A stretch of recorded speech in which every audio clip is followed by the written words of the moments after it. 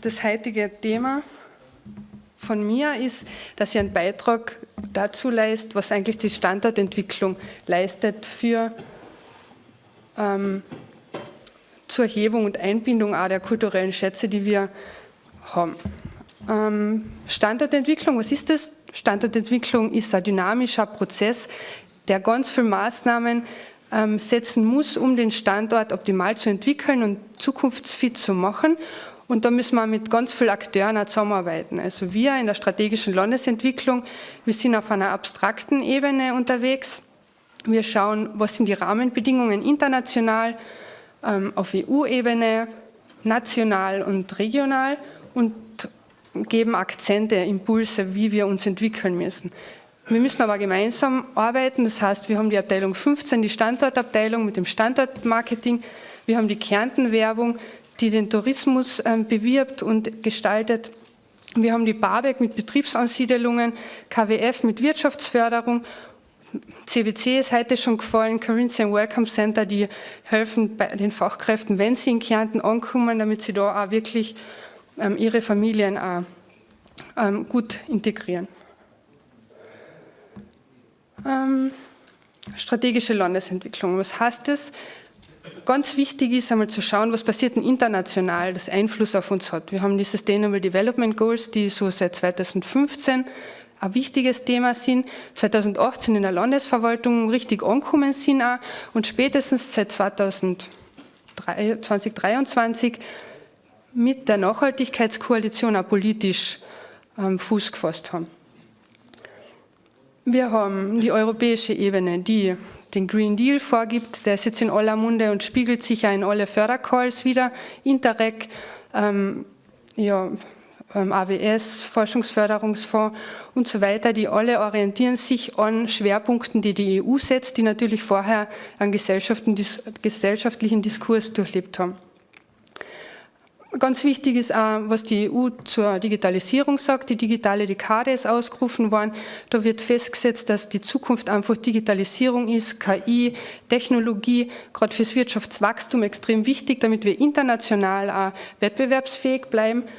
Und all diese Grundsätze oder Richtlinien, die die EU vorgibt, die finden natürlich Eingang in die Bundespolitik, in die Gesetzgebung, Gesetz erneuerbarer Ausbau und so weiter, sind dann Einflussfaktoren, die sich in der Landespolitik wiederfinden. Wir haben 18 aktuell gültige Strategien, die wir in der strategischen Landesentwicklung überblicken, versuchen, wo wir auch auswerten, wo widersprechen sie sich, wo ergänzen sie sich und wo sind sie noch aktuell überhaupt? Wenn man schaut, wann die Strategien entstanden sind, muss man manchmal auch vielleicht hinterfragen, ob nicht wieder eine Aktualisierung erforderlich ist. So, jetzt haben wir diesen ganzen Überbau und Sie sehen schon, ich versuche auch die komplexe Thematik, die wir in der strategischen Landesentwicklung versuchen zu behandeln, Ihnen näher zu bringen, um dann auch zu schauen, wo können wir da in Kärnten ansetzen, um unseren Wirtschaftsstandort zukunftsfit zu machen. Und da habe ich jetzt auch bewusst keine Daten mitgenommen, weil es bekannt ist. Wir sind mitten im demografischen Wandel. Gerade die ländlichen Regionen sind extrem betroffen. Abwanderung, obwohl wir einen Bevölkerungszuwachs haben, darauf gehe ich da noch ein, aber die ländlichen Regionen leiden sehr stark. Wir haben auch Überalterung. Die OGM-Studie hat auch gezeigt, die Problematik, die sich ergibt im Bereich der jungen, gut ausgebildeten Frauen. Wir haben generell das Thema, dass die jungen Frauen als erstes weggehen zu Ausbildungszwecken, nicht immer zurückkommen und dadurch auch die nächste Generation wegbricht. Und gerade die OGM-Studie hat auch gezeigt, dass in Gemeinden, wo der Anteil der slowenischen Volksgruppe größer ist, diese Problematik noch stärker zutage tritt. Genau, das versuchen wir abzugleichen und dann zu schauen, wo sind die Stärken Kärntens und wo müssen wir ansetzen, um unseren Wirtschaftsstandort noch attraktiver zu gestalten. Und Kärnten hat viele Stärken, brauchen wir nicht reden. Also zum Beispiel die Wasserressource wird teilweise unterschätzt. Wir brauchen sie nicht nur fürs tägliche Leben, wir brauchen sie nicht nur für die Energieerzeugung, wo wir Vorreiter sind in der Hinsicht, wo wir einfach auch von den Ressourcen her besser ausgestattet sind, aber Wasser ist eine richtig große Ressource oder ein Standortfaktor. Große Unternehmen brauchen viel Wasser, um produzieren zu können.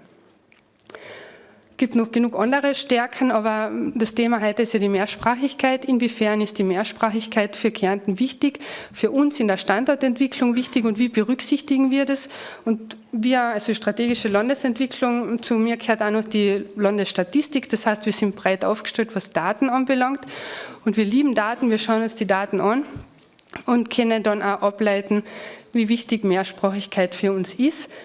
Zunächst wissen wir mal, und ich glaube, das ist heute schon auch sehr gut von meiner Vorrednerin ausgeführt worden, dass die Mehrsprachigkeit einen hohen wirtschaftlichen Faktor auch hat. Wir wissen, dass Nähe, die gemeinsame Sprache, historische Verknüpfungen verbinden und eine gute Grundlage für wirtschaftliche Zusammenarbeit bieten. Wir wissen, dass Unternehmen, die mehrsprachig in ihrer Belegschaft gut aufgestellt sind, leichter internationale Märkte erschließen. Innovation ist ganz wichtig, wenn es um Wirtschaftswachstum geht, Innovation im technischen Bereich. Da ist einfach, wenn der Austausch da ist automatisch auch die Innovationskraft stärker.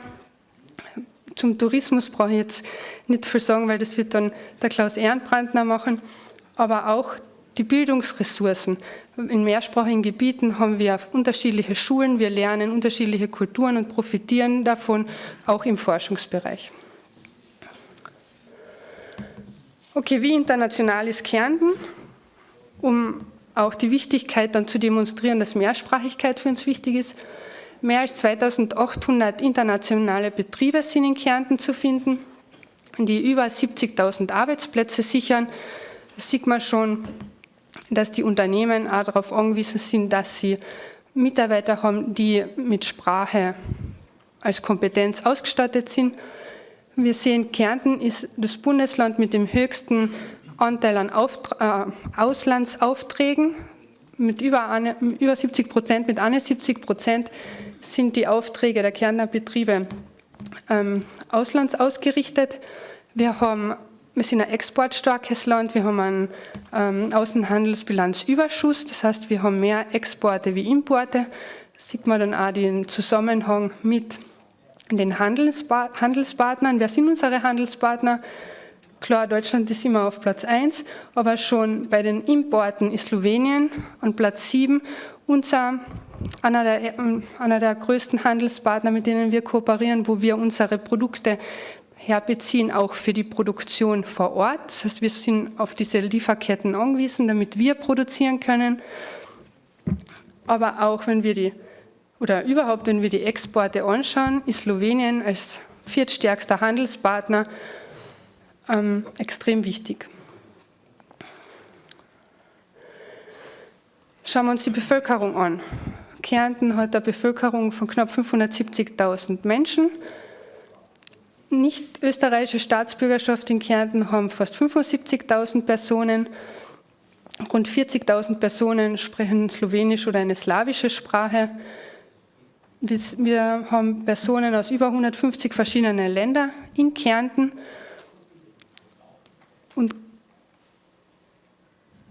Und was spannend ist, wir haben ja eigentlich eine negative Geburtenbilanz. Das heißt, es sterben mehr Menschen, als geboren werden. Wir haben eine negative Binnenwanderung. Es gehen mehr Menschen in andere Bundesländer, als aus anderen Bundesländern zu uns kommen.